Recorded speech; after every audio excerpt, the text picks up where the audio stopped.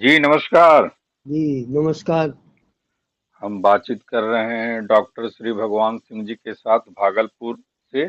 और चूंकि डॉक्टर श्री भगवान सिंह जी चिंतक भी हैं, लेखक भी हैं और गांधीवादी चिंतक भी कहे जाते हैं। हालांकि अभी उससे थोड़ी सी दूरी बनाकर चल रहे हैं, क्योंकि राजेंद्र बाबू, डॉक्टर राजेंद्र प्रसाद पर बहुत ही एक चर्चित किताब आई है।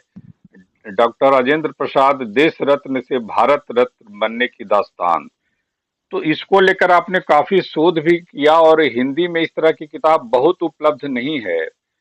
तो ये जो कहा गया और बहुत दूसरे ढंग से कहा गया है, जिसको लेकर कहा जाता है कि गांधी जी अगर नहीं होते तो राजेंद्र बाबू यहाँ तक नहीं पहुंचते, जबकि राजेंद्र बाबू के बारे में ऐसा कहा जाता है कि, और आपने लिखा भी है अपनी किताब में, कि 1905 से वो सक्रिय हो गए। गांधी जी भारत में 1915 में आते हैं। जो भी उनकी गतिविधि है, चंपारण 17 की घटना है 1917, ये किस तरह से यहाँ के इतिहासकारों ने, क्या राजेंद्र बाबू को लेकर के यहाँ के इतिहासकारों में जो नेहरूआइट रहे हैं, गांधीयाइट रहे हैं, क्या उनके मन में कोई द्वेष और ईर्ष्या और भाव देखते हैं? जी। आपने बहुत सही बात कही है कि हम लोग भी बचपन से स्कूल डेज से जो पढ़ रहे हैं तो राजेंद्र बाबू के संबंध में एक दो बातें बहुत प्रचलित हो गई कि गांधी जी के परम अनुयायी थे। गांधी जी मैंने दूसरे बहुत लोग के दूसरे गांधी जी ही थे। यानी गांधी जी से अलग राजेंद्र बाबू की अपनी कोई स्वायत्त या स्वतंत्र जो कहते हैं भूमिका या व्यक्तित्व देखा ही नहीं गया। ज्यादा से ज्यादा यही कि पढ़ने में बहुत तेज थे और एग्जामिनर ने लिख दिया कि एग्जामिनी बेटर देन एग्जामिनर, ये फिक्शन के रूप में चलता रहा। लेकिन सही सही राजेंद्र बाबू किस तरह से देश सेवा में आए, इस पर प्रकाश नहीं डाला हमारे लेखकों ने, इतिहासकारों ने। और केवल कि वो गांधी की एक कार्बन कॉपी के रूप में आए, यही छवि बनी रही। लेकिन मैंने जो पढ़ा और देखा बहुत स्रोतों से कि राजेंद्र बाबू गांधी जी का साथ न भी मिला होता तो वो देश सेवा में बहुत कुछ वैसे होते जैसा वो गांधी के साथ आने के बाद हुए। मुझे यहाँ पर एक प्रसंग याद आ रहा है हिंदी साहित्य का, आपको भी याद होगा। आचार्य रामचंद्र शुक्ल ने भक्ति आंदोलन के संबंध में लिखा कि शुरू शुरू में एक पैरा जो है कि मुसलमानी राज्य के कारण या आने के कारण ये उसकी प्रतिक्रिया में पैदा हुआ। इसका प्रतिवाद करते हुए हजारी प्रसाद द्विवेदी ने कहा कि यह कि मुसलमान न भी आए होते तो भारत का इतिहास 12 आना वैसा ही होता जैसा उनके आने के बाद हुआ। वही चीज राजेंद्र बाबू के संबंध में पाता हूँ और तथ्य आपके सामने रखूंगा कि गांधी का साथ न भी मिला होता उनको तो उनका 12 आना जो योगदान या जो व्यक्तित्व बना, वह गांधी के साथ होने पर बना, वो गांधी के साथ न रहने पर भी बनता। और इसका उदाहरण पहले चीज, गांधी जी के संबंध में स्वदेशी की चर्चा बहुत की जाती है और यहाँ तक की जाती है कि स्वदेशी को गांधी जी का पर्याय बना दिया गया कि मानो स्वदेशी की चेतना का प्रतिपादन करने वाले गांधी जी ही थे आंदोलन चलाने वाले, जो कि सरासर निराधार और गलत बात है। क्योंकि स्वदेशी की चेतना 19वीं शताब्दी में ही आ चुकी थी हमारे देश में, जब देश की संपत्ति बाहर जा रही थी, अंग्रेजों द्वारा शोषण हो रहा था। और दादा भाई नौरोजी ने जो किताब लिखी थी, ड्रेन थ्योरी दिया था कि किस तरह से यहाँ का ड्रेन हो रहा है हमारे स्वदेश का। आप सभी जानते हैं कि हमारे हिंदी साहित्य में, जिन्हें हिंदी साहित्य का, आधुनिक हिंदी साहित्य का बहुत लोग तर्क करते हैं, भारतेंदु हरिश्चंद्र, उनमें स्वदेशी की चेतना देखिए। जो लिखते हैं कि अंग्रेज राज सुख सा सजे भारी पे धन विदेश चली जाती ही अति ख्वारी, ये स्वदेशी ही अपने स्वदेश की चेतना थी। और उन्हीं की एक कविता में यहाँ आपको सुनाता हूँ है कि मार कीन मखबल बिना चलत नहीं कुछ काम, परदेसी जुल्हान के मानहु भय गुलाम, वस्त्र का काच कागज कलम चित्र खिलौने आज, आवत सब परदेश सो नित ही जहाज लाद। तो प्रदेश से और विशेषकर विलायत से जो सामान आ रहे थे और यहाँ के सामानों को एक तरह से बाजार से आउट कर दिया गया था, बाहर किया जा रहा था, ये बहुत खल रहा था। और कैसे अपने स्वदेश की चेतना या स्वदेशी वस्तुओं का इस्तेमाल हो, यह हो, ये आ चुकी थी 19वीं शताब्दी में ही। ये तो एकदम उदाहरण है। पूरे आप भारतीय समाज या वातावरण का उस समय का अध्ययन करेंगे तो पाएंगे कि बहुत लोगों के अंदर यह चीज खल रही थी। इस तरह से ढाका का कपड़ा उद्योग था, नष्ट कर दिया गया। और ये सब राजेंद्र बाबू के यह जो चली आ रही थी स्वदेशी की चेतना, इसी का प्रभाव आता है। और यह प्रभाव उनके बड़े भाई जो थे महेंद्र प्रसाद, उनके जरिए आता है। वो खुद अपनी आत्मकथा में लिखते हैं राजेंद्र बाबू कि 1899 में महेंद्र बाबू कलकत्ता भी पढ़े और इलाहाबाद पढ़े थे। इनसे उम्र में 8 साल बड़े थे। तो जब भाई आते थे तो स्वदेशी कपड़े और सामान सब लेकर आते थे और स्वदेशी की बातें करते थे, जिसका प्रभाव मेरे ऊपर बहुत पड़ा। और खुद खद्दर का इस्तेमाल करते थे और मैं भी खद्दर के ही कपड़े का, वस्त्र का इस्तेमाल करने लगा, स्वदेशी कपड़ों का इस्तेमाल करने लगा। खद्दर तो बाद में आया है। तो लिखते हैं कि मैंने किसी भी परदेशी या विलायती बाहरी सामान का इस्तेमाल मैं नहीं करता था। यह 1900 जब अभी इंट्रेंस या मैट्रिक की भी परीक्षा पास नहीं की थी, तब उनके अंदर यह चेतना आ चुकी थी। और 1902 में आप जानते हैं कि उन्होंने इंट्रेंस की परीक्षा पास की थी और वो पूरे यूनिवर्सिटी में उन्होंने अव्वल सर्वोत्तम स्थान प्राप्त किया था। और उसके बाद 1902 में वो कलकत्ता। मैं उन्हीं का कथन यहाँ पर सुनाना चाहूंगा जो आत्मकथा में उन्होंने लिखा है कि इलाहाबाद और कलकत्ते में रहने के कारण वहां से छुट्टियों में आकर वो बहुत बातें कहा करते थे। वह मतलब महेंद्र प्रसाद उनके बड़े भाई। मैं उन बातों को बड़ी श्रद्धा से सुना करता और जहां तक हो सकता उनको माना भी करता। शायद 1899 में वह इलाहाबाद से घर आए थे और उन्होंने स्वदेशी की बात कही थी। स्वदेशी कपड़े भी वहां से साथ लाए थे। मैंने उसी समय से स्वदेशी कपड़ा पहनना शुरू किया। भाई ने स्वदेशी कपड़े का इस्तेमाल खुद शुरू किया और मुझसे भी शुरू कराया। उन्होंने तो फिर कभी कोई विदेशी कपड़ा खरीदा ही नहीं। खद्दर के चल जाने पर खद्दर के सिवा दूसरे प्रकार का स्वदेशी भी कभी नहीं खरीदा। स्वदेशी का विचार केवल कपड़ों तक ही सीमित नहीं रहा, जहाँ तक हो सकता था और चीजों को खरीदने में भी इसका ख्याल रखा जाता था। यूनिवर्सिटी के इम्तहान देने के लिए खास करके देसी कलम और नींव भी मैंने ली थी और ऐसी चीजें भाई बराबर इलाहाबाद और कलकत्ते से ला दिया करते। मुझे अब शक होता है कि बहुत चीजें जिनको हम अपने भोलेपन से स्वदेशी समझकर खरीद लेते थे, शायद स्वदेशी नहीं थी और दुकानदार हमको ठग लिया करते थे। पर हमारी श्रद्धा अटल थी और हम अपने जानते उनको स्वदेशी समझकर ही लेते थे। तो यह देखिए 1899 की बात लिख रहे हैं, जब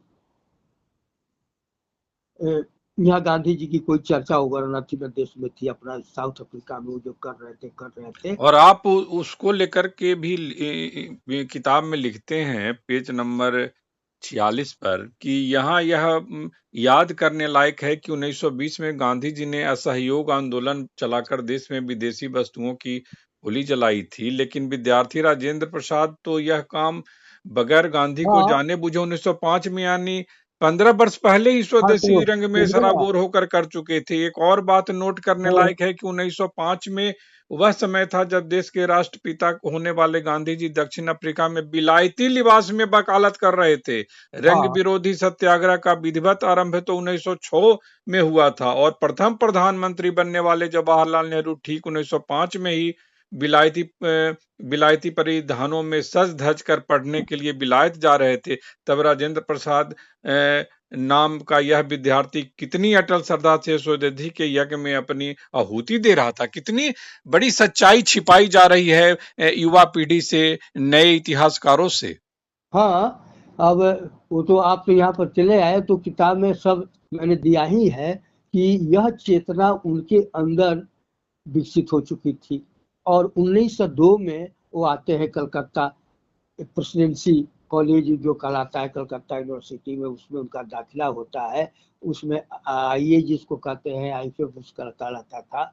और वहाँ पर और ये सब वातावरण था। 1905 का जो आंदोलन का जिक्र किया तो उसमें वो बतलाते हैं कि बंग भंग का आंदोलन बहुत जोर शोर से चल रहा था बंगाल में, और स्वदेशी की भावना और विदेशी सामानों की होली जलाई जा रही थी। उसमें लिखते हैं राजेंद्र बाबू कि मैंने विदेशी के नाम पर एक साइक्लो स्टाइल पेन कलम आई थी, वह मैंने खरीद ली थी, क्योंकि पेंसिल से लिखने में बहुत सारा नोट लेने में बिटने का डर रहता था।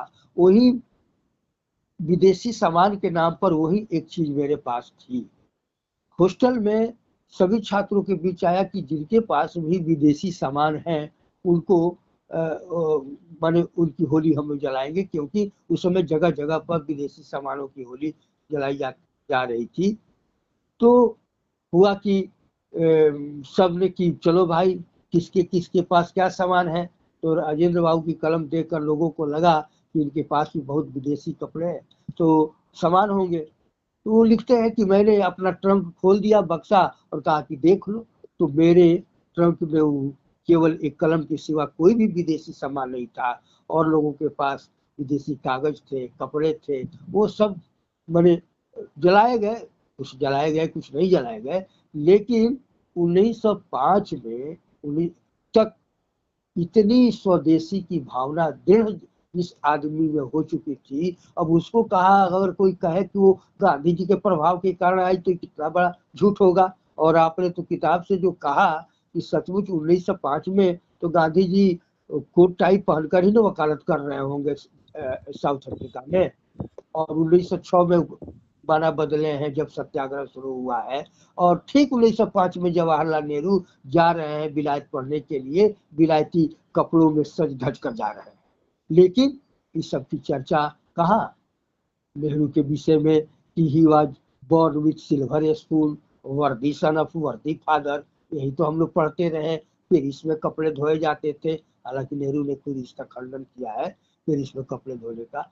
तो ऐसी बहुत सारी चीजें नेहरू जी के विषय में, और ये सत्य आपके सामने है। इसलिए मेरा का ये तथ्य है कि राजेंद्र प्रसाद में स्वदेशी की चेतना अपने भाई से मिली थी, और कई कारणों से यह चेतना उनके अंदर दृढ़तर होती गई है, और उसी का आगे और परिणाम आया है। इसमें वे एक और चीज का जो उल्लेख करते हैं वह है कलकत्ता में डांस सोसाइटी की स्थापना होना। सतीश चंद्र बनर्जी नाम के अध्यापक थे, समाज सेवी थे, उन्होंने ये स्थापित इसको किया था। और उसमें बतलाते हैं अपनी आत्मकथा में कि स्वदेशी चेतना को लेकर काफी बात होती थी, भाषण होते थे, छात्रों को ये सब तरह तरह की उनका एक तरह से कहे कि दृष्टि का उन्मीलन किया जाता था, देश के प्रति प्रेम भाव ये सब। और ये स्वामी विवेकानंद के सहपाठी रहे थे जो सतीश चंद्र बनर्जी डांस सोसाइटी के संस्थापक थे। ये खुद राजेंद्र बाबू ने लिखा है। तो इस तरह से कलकत्ता के माहौल में आकर स्वदेशी का जो मंत्र उन्होंने अपने बड़े भाई महेंद्र प्रसाद से पाया था वह और प्रखर होते हुए दिखाई देता है। उसी के तहत वो लिखते हैं, बतलाते हैं कि हम बिहारी छात्र जितने थे महसूस करते थे कि हम बिहारियों में कोई संगठन ऐसा नहीं है जो स्वदेशी का प्रचार करे। बंगाली छात्रों में इस प्रकार के संगठन थे और ज्यादा वो लोग संगठित होकर काम कर रहे थे। तो हमें बिहारी छात्रों का संगठन न होने का अभाव बड़ा अखरने लगा था। और इसके लिए एक बिहारी क्लब था जिसमें लोगों ने राय मशविरा किया कि बिहार में भी छात्र संगठन बनना चाहिए, और इसकी अगुवाई राजेंद्र प्रसाद ने की। 1906 में पटना वो आए, अभी पढ़ाई चल ही रही थी उनकी, और वो इसमें बहुत बड़े वकील थे, हालांकि वो भी मुस्लिम थे लेकिन राष्ट्रवादी मुस्लिम थे। उन्हीं की अध्यक्षता में पटना कॉलेज, जो बिहार का पहला कॉलेज है, वहाँ के हॉल में छात्र सम्मेलन पहला हुआ था। और बतलाते हैं कि देश में होने वाला पहला छात्र सम्मेलन था, और छात्र संगठन की स्थापना हुई स्वदेशी को लेकर, और फिर उसकी शाखाएं कई शहरों में खोली गई, और हर साल उसके फंक्शन कार्यक्रम होते थे दशहरा की छुट्टी के अवसर पर, और लड़के लड़कियों को तरह तरह से प्रोत्साहित किया जाता था। और उसमें वो बतलाते हैं कि इससे जो युवक तैयार हुए, वही आगे चलकर गांधी जी के असहयोग आंदोलन से लेकर स्वाधीनता आंदोलन की लड़ाई तक में वो सब शरीक रहे, शामिल रहे। वो बहुत बड़ा, लेकिन इसकी भी चर्चा कहाँ होती है, कोई करता है? ये राजेंद्र प्रसाद, ये तो कोई यहाँ पर कहीं कोई गांधी जी का प्रभाव और दीक्षा शिक्षा दीक्षा नहीं है। ये काम उन्होंने 1906 में किया। और आप, मैंने जिक्र किया है भूमिका में कि जिस पटना कॉलेज में ये काम राजेंद्र प्रसाद ने किया, उस पटना कॉलेज का मैं भी विद्यार्थी रहा। 1968 से लेकर 1972 तक, 4 वर्षों तक जवाहरलाल नेहरू की जन्म जयंती मनाई जाती थी। खुद महेंद्र प्रताप एक प्रिंसिपल हुआ करते थे, और सब प्रोफेसर लोग आकर भाषण करते थे। एक बार मैंने भी भाषण किया था, लेकिन कभी मैंने राजेंद्र प्रसाद की जन्म जयंती मनाते हुए नहीं देखा, नहीं। यूनिवर्सिटी में, पटना यूनिवर्सिटी 1917 में स्थापित हुई है, उसके सीनेट और सिंडिकेट दोनों के सदस्य रहे राजेंद्र बाबू, लेकिन कभी भी पटना यूनिवर्सिटी में भी उनकी जयंती मनाते हुए मैंने नहीं देखा। अभी पिछले साल गया था पटना, वहाँ के सीनेट हॉल में सेमिनार था, तो देखा कि सीनेट हॉल में राजेंद्र बाबू की एक आदम तक जो प्रोटेक्ट होता है वो लगाया गया है। लेकिन जब तक मैं स्टूडेंट रहा, राजेंद्र बाबू को लेकर कोई कार्यक्रम कभी किसी को कराते हुए नहीं देखा, जबकि इतना महत्वपूर्ण ऐतिहासिक काम उन्होंने किया है। जो छात्र राजनीति और जो जेपी आंदोलन शुरू हुआ, और जिसमें छात्र नेताओं की बड़ी भूमिका रही, उसी के उत्पाद सब है। लालू प्रसाद यादव हो कि सुशील मोदी चले गए, नरेंद्र सिंह, रामजतन सिन्हा, ये नीतीश कुमार, लेकिन किसी ने राजेंद्र बाबू का कहाँ जिक्र किया, और आज भी करते हैं। इस छात्र संगठन और ये की बुनियाद डालने वाले बिहार में राजेंद्र प्रसाद नाम का आदमी था। देखिए किस तरह से सारे चीजों को मैंने इतिहास के पन्नों से हटा दिया गया है। तो यह काम किया, और ये सब देखिए 1906 में। इसी क्रम में इनका जो है, अब है कि बहुत पढ़ने में तेज थे, एक धारणा बन जाती है कि बहुत पढ़ने में तेज थे, टॉप करते थे, तो किताबी कीड़ा थे, और ऐसे लोगों को कोई देश दुनिया से मतलब नहीं रहता। इसलिए मैंने एक शीर्षक ही दिया है उस अध्याय का कि देश काल के स्तर से विदकर, कि किस तरह इतना बड़े पढ़ाई, एक मेधावी और बहुत ही तेज छात्र होने के बावजूद देश काल की समस्याओं से निरंतर वो जूझ रहे थे, या उनके अंदर ये मंथन चल रहा था, और उस दिशा में वो कुछ काम भी कर रहे थे, संलग्न भी थे। और ये सब उसी तहत वो 1906 में कांग्रेस कलकत्ते में हुई, और उसमें लिखते हैं कि मैं स्वयंसेवक के रूप में था। दादा भाई नौरोजी उसके अध्यक्ष थे, और कई बड़े बड़े नेता आए थे जिसका भाषण सुनने का मुझे मौका मिला। लेकिन मैं बाजाबता कांग्रेस का सदस्य नहीं उस समय था।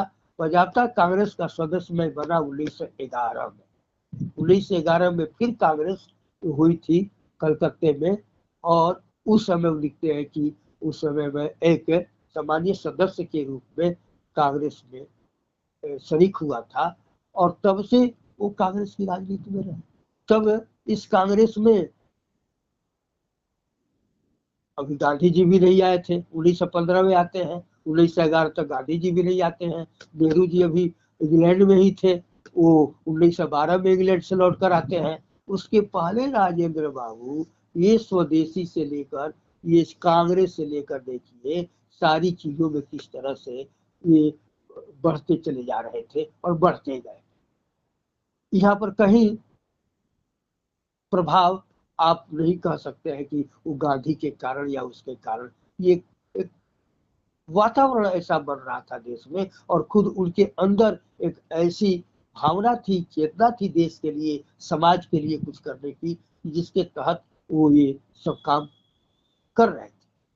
और इसमें सबसे महत्वपूर्ण के जीवन में वो क्षण आता है जब 1910 में गोपाल कृष्ण गोखले से उनकी भेंट होती है कलकत्ता में। कलकत्ता मार्च महीने में गोपाल कृष्ण गोखले आए थे, और उस समय बहुत ही वो राष्ट्रीय ख्याति के नेता थे।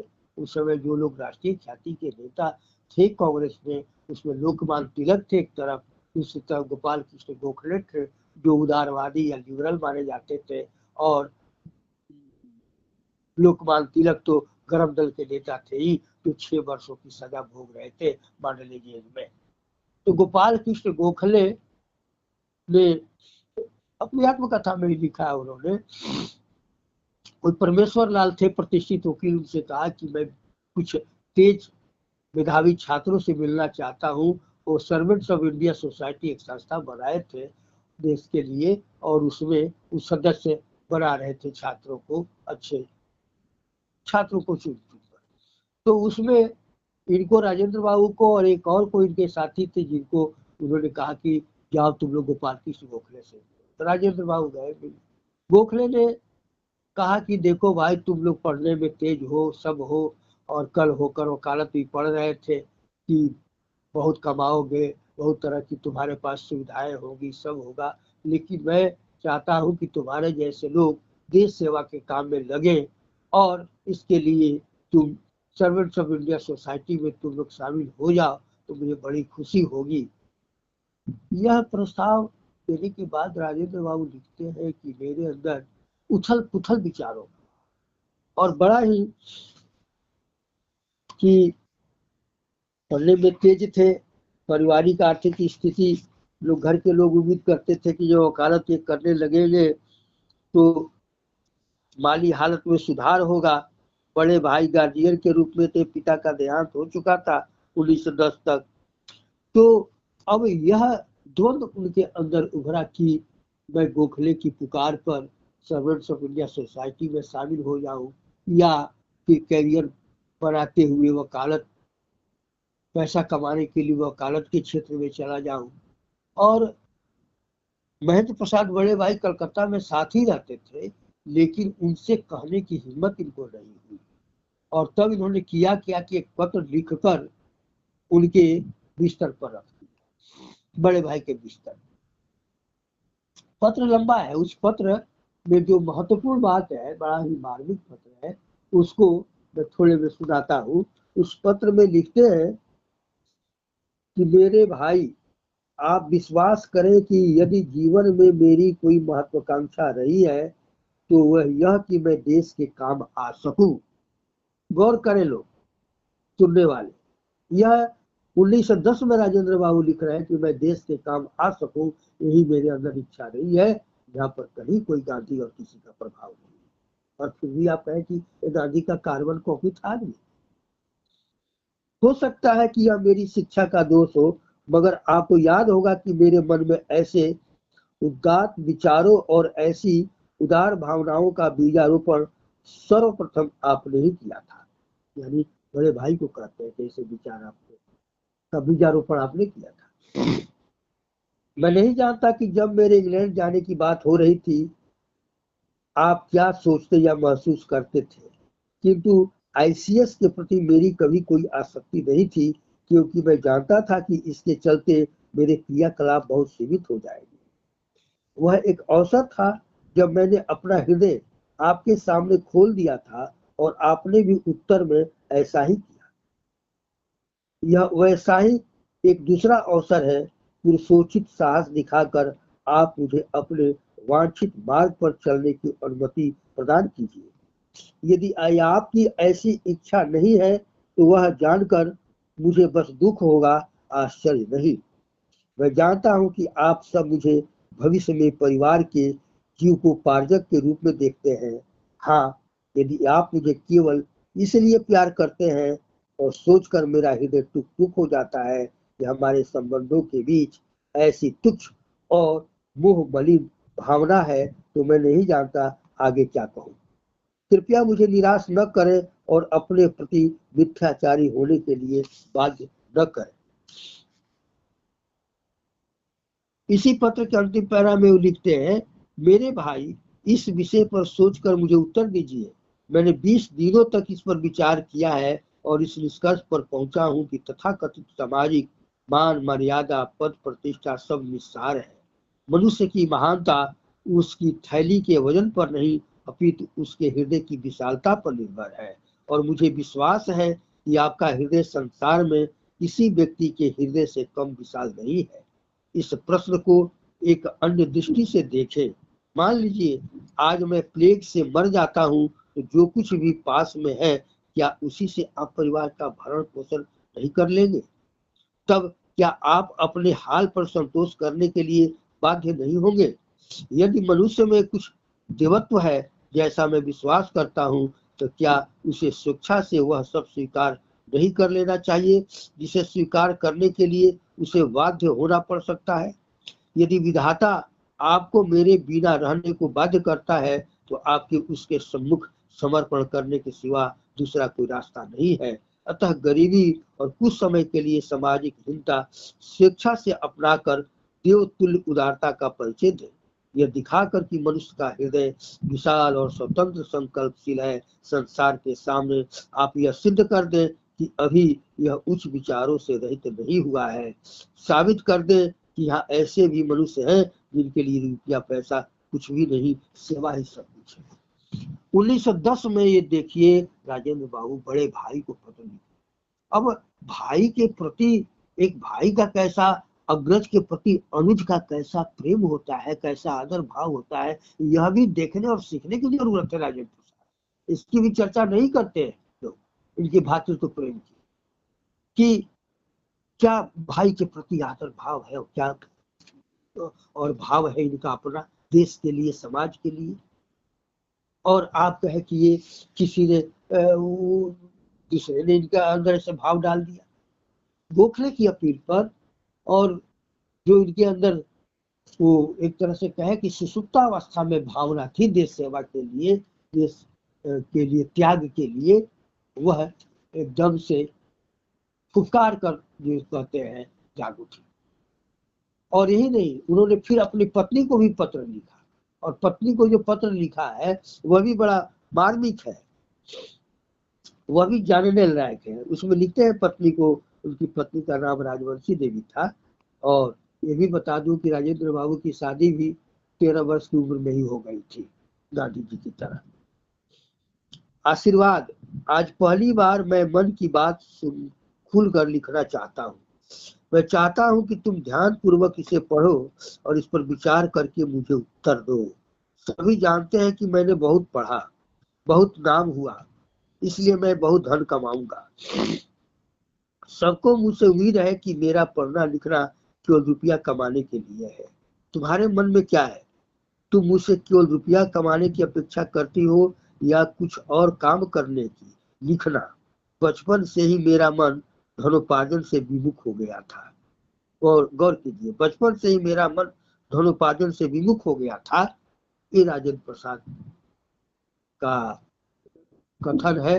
किस तरह से बचपन से उनके मन में धनोपार्जन का नहीं, बल्कि कहे कि देश सेवा का भाव पड़ रहा था, तो विमुख हो गया था। जब पढ़ने लिखने में मेरा नाम हुआ, तो मैंने यह कभी नहीं सोचा न आशा की कि यह सब पढ़ना लिखना सिर्फ रुपया कमाने के लिए है। इसलिए मैं तुमसे पूछना चाहता हूँ कि यदि मैं धनोपार्जन न करूँ, तो क्या तुम गरीबी में भी मेरे साथ निर्वाह कर लोगी? मैं रुपये कमाऊं या नहीं, दोनों स्थितियों में तुम मेरे साथ रहोगी, किंतु मैं यह जानना चाहता हूँ कि यदि मैं अर्थोपार्जन न करूं तो क्या तुम्हें किसी प्रकार का कष्ट होगा? मेरा चित्त अर्थ लाभ के लिए काम करने से बिल्कुल हट गया है। गौर कीजिए, ये 1910 में लिख रहे हैं पत्नी को राजेंद्र प्रसाद। मैं धनोपार्जन नहीं करना चाहता हूँ। यदि मैं धन न कमाऊं तो तुम्हें मेरे साथ निर्धन की तरह रहना होगा। गरीबों का भोजन, गरीबों का पहनावा और गरीब हृदय से जीना होगा।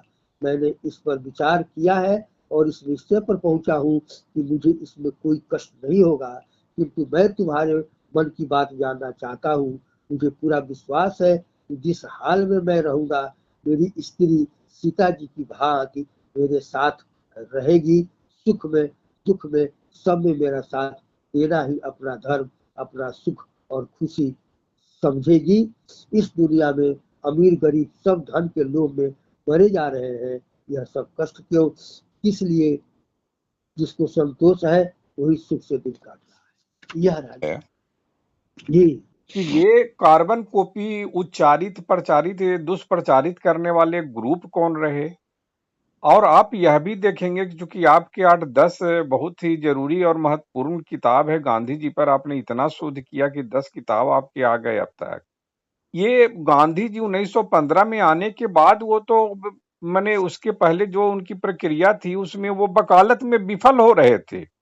उनके पास कोई नौकरी चाहिए, काम चाहिए था। जो निर्मिति राजेंद्र बाबू को लेकर आप बता रहे हैं कि 1902, 1905, 1910, 1911 गोखले जी से मुलाकात और उसका पूरी प्रक्रिया हमने व्यक्तित्व का पूरा रूपांतरण ही हो रहा है। मां भारती की आजादी के लिए, देश की आजादी के लिए अपने आप को एक सेनानी के तौर पर आंतरिक तौर पर एक व्यक्तित्व तैयार कर रहे हैं राजेंद्र बाबू। आप कहां से तुलना करेंगे गांधी जी से? इनकी कैसे तुलना हो सकती है कि आप इनको कार्बन कॉपी कह देंगे? हाँ हाँ, तो आप तो देख ही रहे हैं। अब देखिए, अब एक बात कहूँ निर्भय जी, जो आपने कहा ना कि कैसे से किलो के कारण, तो एक तो मैं साफ साफ कहूँ मेरे जैसे लोगों के कारण ये सारे तथ्य, क्योंकि मैंने गांधी जी पर 9 किताबें लिखी अब तक। राजेंद्र प्रसाद पर क्यों नहीं लिखा भाई? उन पर, नेहरू जी पर मैंने पीएचडी किया, जवाहरलाल नेहरू यूनिवर्सिटी में नामवर्सी ने कराया। ये सब बातें मैंने भूमिका में किताब में लिखी है। तो हम सारे के सारे लोग गांधी का एक ऐसा औरा बना हुआ है, प्रभाव मंडल बना हुआ है कि उसमें हम किसी के देश के लिए किए गए त्याग और बलिदान का महत्व ही नहीं समझते हैं। सब समझते हैं कि सब गांधी जी के कारण हुआ, गांधी जी के कारण हुआ। तो यह दोष जो है, आप कहें कि मेरे जैसे गांधी भक्तों का बहुत रहा है। राजेंद्र बाबू का घर गांव जहाँ है वही सिवान जिला में मेरा भी पड़ता है। और बचपन से ही लोगों से सुनते हैं, लोग कहते हैं कि अरे 8-10 कोस की दूरी पर तो जीरादेई है। जीरादेई के बगल में ही मेरी एक बहन की शादी हुई थी। तो बचपन से ये लोगों से कि राष्ट्रपति है अपना जवार का आदमी, लेकिन पता नहीं वो फिर भी सब जानते थे राजेंद्र बाबू बड़े सरल विदेह और ये सब पढ़ने में तेज। लेकिन वही जहाँ पढ़ते थे, राजेंद्र बाबू गांधी जी के बड़े ही निष्ठावान सहयोगी थे, बड़े ही उनके ये थे, शिष्य थे, ये थे, अनुयायी थे। यही सब मेरे दिमाग में बात थी। लेकिन जब मैंने उनकी किताबों को पढ़ना शुरू किया कोरोना काल में, और ये सब आत्मकथा से लेकर, तो देखा कि अरे भाई ये तो कितना बड़ा झूठ फैला रच दिया गया है इस आदमी के अंदर। अब ये सारी बातें देखिए, 1910 में जो आदमी पत्र में पत्नी को लिख रहा है कि तुमको सीता जी की तरह मेरे साथ सुख में दुख में रहना होगा, ये धन कमाऊंगा, पैसा कमाऊंगा, ये सब छोड़ दो, भाई को लिख रहे हैं आप। कोई भी कहे कि क्या ये उसकी अपनी मतलब मौलिक चीज अपनी नहीं है? और इसमें नहीं, निर्भय जी, मैंने बताया ना कि नेहरू जी पर भी मैंने काम किया, पीएचडी किया। तो उसमें देखा प्रभाकर माचवे या कुछ लोगों ने 1936 में नेहरू जी की जो आत्मकथा है उनका इतना मतभेद हो गया था कांग्रेस में, जो ओल्ड गार्ड जिसको कहते थे, नेता सरदार पटेल, उसमें राजेंद्र बाबू भी थे, कि मैं कांग्रेस में रहूं न रहूं, यहाँ तक सोचने लगे थे कि मैं कांग्रेस छोड़ दूं, क्योंकि लोगों के साथ वो मेरा दम घुट रहा है।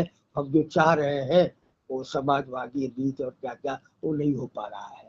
तो बहुत वैसे लोगों ने कहा कि नेहरू के अंदर ये शेक्सपियर का नाटक है ना, हेमलेट, हेमलेट ही है ना। जी हाँ, तो हेमलेट में जो द्वंद्व है, टू बी और नॉट टू बी, है ना। अब देखिए नेहरू से उसी प्रकार का द्वंद्व नेहरू में दिखाई देता है, कांग्रेस में रहूं न रहूं। लेकिन नेहरू जी अंततः कांग्रेस में ही रहे, वो सुभाष चंद्र बोस की तरह कांग्रेस से नहीं अलग हो गए और समझौता करके उसी में चले। यह द्वंद्व राजेंद्र प्रसाद में भी दिखाई देता है, और मैंने देखा कि भाई इतना बड़ा द्वंद्व दिख ही रहे हैं जो मैंने सुनाया आपको, और उस आदमी के अंदर, और कहीं किसी ने चर्चा नहीं की कि इनका भी द्वंद्व उस तरह का है। और इसी द्वंद्व का परिणाम होता है कि राजेंद्र प्रसाद 1917 से चंपारण सत्याग्रह से लेकर अंततः असहयोग आंदोलन में वो सारा वकालत का चोला फेंक कर वो शामिल हो जाते हैं और छोड़ देते हैं वकालत को, पैसा कमाने का रास्ता पूरी तरह से परित्याग कर देते हैं। यह सब उनके पक्ष में, मैंने जो उनकी अपनी चीज है उसे ध्यान में कहा ना कि वो गांधी के प्रभाव मंडल में सबको खतिया दिया जाता है बस यहाँ पर।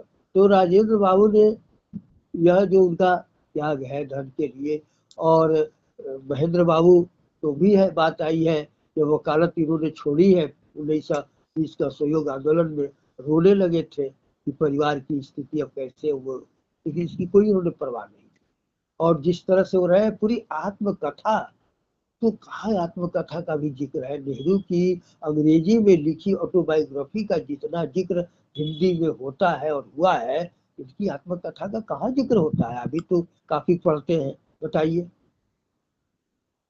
आपने जी देखा है जी जिक्र जी होते एकदम हुए? ने बिल्कुल चर्चा नहीं होती है, बिल्कुल हाँ, चर्चा नहीं। 750 पृष्ठों में लिखी गई आत्मकथा है, और इतने छोटे छोटे वाक्य और इतने ये, और जानते हैं हमने खरीद कर किताब इनकी आत्मकथा रखी थी आज से करीब 15-20 वर्ष पहले। तो एक दिन पढ़ने लगा, तो पढ़ रहा था, तो तब तक हमारे गुरु परवर राम मोदी जिंदा ही थे। 3 दिसंबर को दूरदर्शन पर राजेंद्र प्रसाद पर एक प्रोग्राम आ रहा था, उसमें नामोदी भी शामिल थे, वामपंथी जी को शामिल कर लिया था। और वामपंथियों को तो राजेंद्र प्रसाद कभी रास नहीं आए, न राजेंद्र प्रसाद आए, न सरदार पटेल आए। तो उसमें नामवर जी ने कहा क्या कि हिंदी हिंदुस्तानी पर बात चली कि राजेंद्र बाबू की आत्मकथा तो हिंदुस्तानी में लिखी गई है। तो यह सुनकर हिंदुस्तानी में है, मैंने चित्त से उतर गया, मैंने पढ़ना छोड़ दिया, क्योंकि हिंदुस्तानी की लाख वकालत आपके कलकत्ता में रहने वाले कुछ विद्वान किया करें, लेकिन मुझे वो हिंदुस्तानी का विचार नहीं आज तक जचा। मैं इस दृष्टि से राहुल सांकृत्यायन से कुदन शाह जो जो हिंदी के समर्थक रहे हैं, मैं उनके साथ रहा और हूँ भी। तो पढ़ना बंद कर। कोरोना काल में क्या हुआ, एक दिन नजर पड़ी आत्मकथा पर, कहीं जरा पढ़ते हैं देखते हैं भाई क्या है, हिंदी है दूसरा। पढ़ने लगे तो देखिए भाई कहाँ, अरे कहीं कहीं उर्दू फारसी के शब्द आते हैं, तो आते हैं वही सही, जैसे कबीर के यहाँ आते हैं, तुलसीदास के यहाँ आते हैं, सूर के यहाँ आते हैं, लेकिन इससे उनकी भाषा को आप उर्दू या हिंदुस्तानी तो नहीं कर देते हैं ना। तो उसी तरह इतने अच्छे अच्छे वाक्य, छोटे छोटे वाक्य, और ये सब अब मैं पढ़ गया 750 पुस्तकों की, और इतनी सारी जानकारी, ये सब उनको समझने की, देखने की। एक सवाल यह भी तो उठेगा ना सर कि क्या नामवर सिंह जी की जितनी भी रचना है उसमें पूरा खांटी हिंदी है, या उर्दू फारसी के जो हिंदुस्तानी के की जो जवान है वो नहीं है? यह भी तो उनको भी बताना पड़ेगा अगर ये सवाल उठा रहे हो वो तो। सुनिए ना, खुद उनकी भाषा हिंदुस्तानी नहीं है, बहुत कम आप उर्दू और फारसी के शब्द देखिएगा, ज्यादा देखिएगा तत्सम संस्कृत शब्द जो है, हजारी प्रसाद द्विवेदी को ले लीजिए, उनके गुरु को, उनकी भी भाषा जितना उपन्यास पढ़िए, वो कहीं उर्दू फारसी वाली शब्द है क्या उस तरह से, कहीं कहीं आ जाए दूसरी बात है, लेकिन वो तो पूरी तरह से तत्सम शब्दावली है उनके उपन्यासों की भाषा, निबंधों की भाषा, जो भी देखिए। रावण सिंह की छायावाद किताब पढ़िए, कविता के नए प्रतिमान पढ़िए, तो ये लोग बात करते हैं हिंदुस्तानी की, तो अपने तो खुद उसी तरह की हिंदी लिखते रहे हैं जो हिंदी एक मानक के रूप में भारतीय हरिचंद से और रामचंद्र शुक्ल है कि, और बी रामविलास शर्मा है, जिन लोगों ने कितने सब लेखक हो गए, दिनकर है कि रामधारी, ये आपको अब कितने का नाम गिनाया जाए, सबका देख लीजिए, शिव पूजन से आए हैं। तो यह इन लोगों ने कहा ना कि एक अजब चला दिया। और वही तो मैंने लिखा है कि अब आप बात कर रहे हैं ना, देखिए उसी में गांधी के प्रभाव के पहले एक हिंदी वाली बात आ गई। तो 1910 में जो हिंदी साहित्य सम्मेलन, जिसका इतना बड़ा योगदान है हिंदी के विकास में, उसकी स्थापना हुई 1910 में बनारस में, काशी में। मदन मोहन मालवीय उसके अध्यक्ष थे।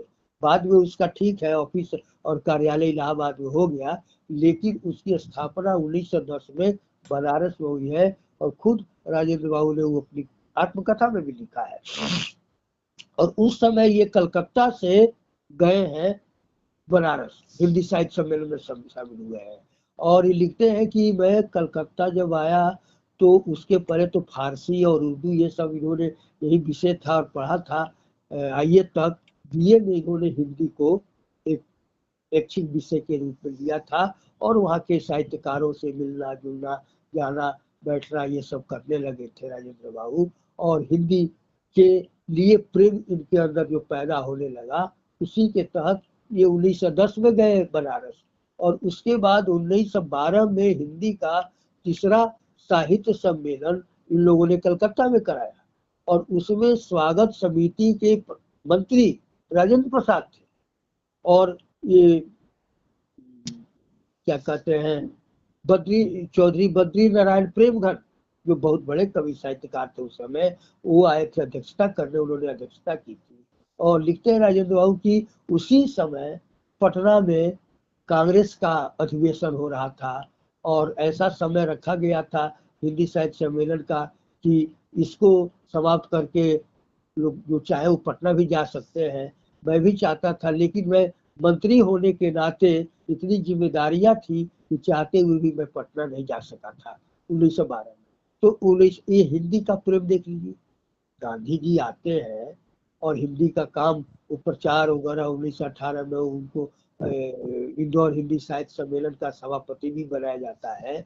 लेकिन राजेंद्र प्रसाद उनके पहले से इसमें शामिल थे हिंदी साहित्य सम्मेलन में। और तब से लेकर वो लगातार उसमें काम करते रहे। 1923 में कोकीनाडा में विशेष अधिवेशन हुआ था, उसके अध्यक्ष बनाए गए थे। हालांकि वो जा नहीं सके थे बीमार हो जाने के कारण, लेकिन उसमें जो भाषण उनका पढ़ा गया, जो भेजा था, वो बड़ा महत्वपूर्ण है। 1936 में नागपुर में जो हिंदी साहित्य सम्मेलन हुआ, उसके वो अध्यक्ष बनाए गए। और बहुत सारे काम है हिंदी को लेकर। तो हर चीज जो है वो गांधी जी की वो प्रतिलिपि नहीं थे, कार्बन कॉपी नहीं थे। और ठीक है, गांधी जी का साथ मिला। और जब हम देखते हैं कि हम जो सोच रहे हैं वैसा करने वाला कोई और आ जाता है, तो हम उसके साथ हो जाते हैं, चलो भाई इसे मिलेगा। तो यह इसीलिए मैं अनुयायी शब्द का इस्तेमाल नहीं करता हूँ, मैं हमेशा सहयोगी शब्द का इस्तेमाल करता हूँ कि ये सहयोगी थे। और बहुत अच्छा इन्होंने, राजमोहन गांधी ने भी किसकी किताब में पढ़ा था, लिखा कि सरदार पटेल और ये सब राजेंद्र प्रसाद ये गांधी के सहयोगी के रूप में ही थे और मानते थे। जवाहरलाल उम्र में छोटे थे और थे, इसलिए वो गांधी के लिए कुछ दूसरे ढंग से होते जो कि कुछ लिखा है उन्होंने। तो यह जो है राजेंद्र प्रसाद का व्यक्तित्व, इसीलिए इन सारी चीजों को देखते हुए कहा कि अगर उनके अंदर भावना नहीं होती तो क्यों गांधी के साथ आते।